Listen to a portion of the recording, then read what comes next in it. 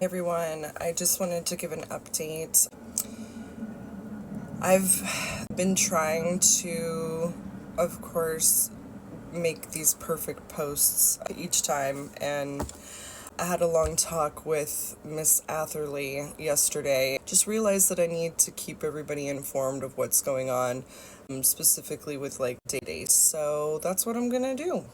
It's Monday, it's the day before my surgery, it's the first of the month, and I'm personally scrambling around to get all of my linens and house in order. I can feel really comfortable when I come home.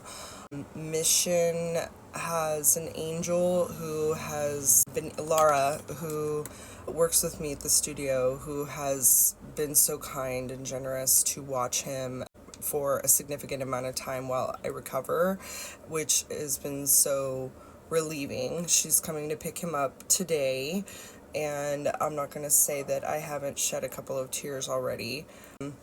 It minus, I think, last year at some point I'd spent the longest time I'd ever spent away from him, which was 3 months. This is probably the second longest time, but it's all gonna be fine. I just am obsessed with Mission, so he's probably gonna be I need a vacation, thank you. So he's gonna have an amazing time with Laura. I'm really excited about that. Last week I went through a lot of doctor's appointments just to keep everybody abreast of the situation.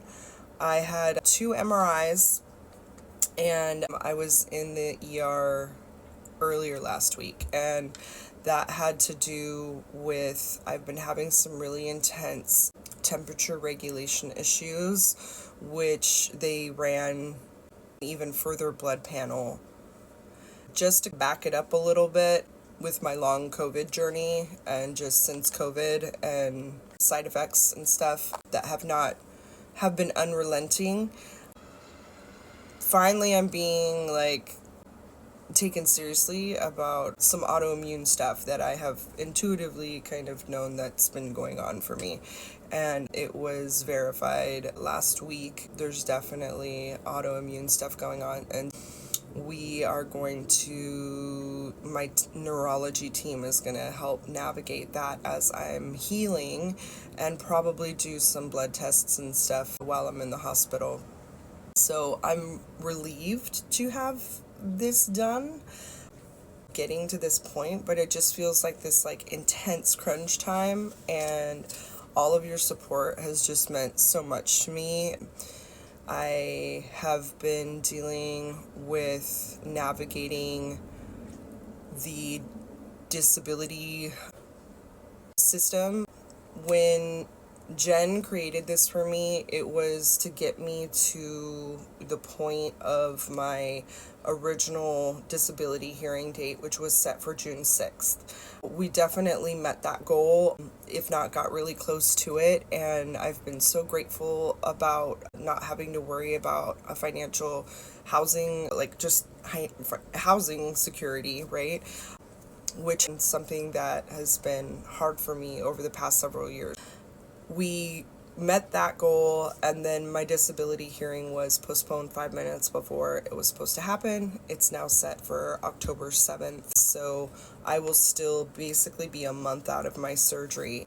This surgery is going to be 10 hours long. I will be in the PACU for about 3 to 4 days, and then I'll be in a recovery room for probably 3, maximum 4 if needed.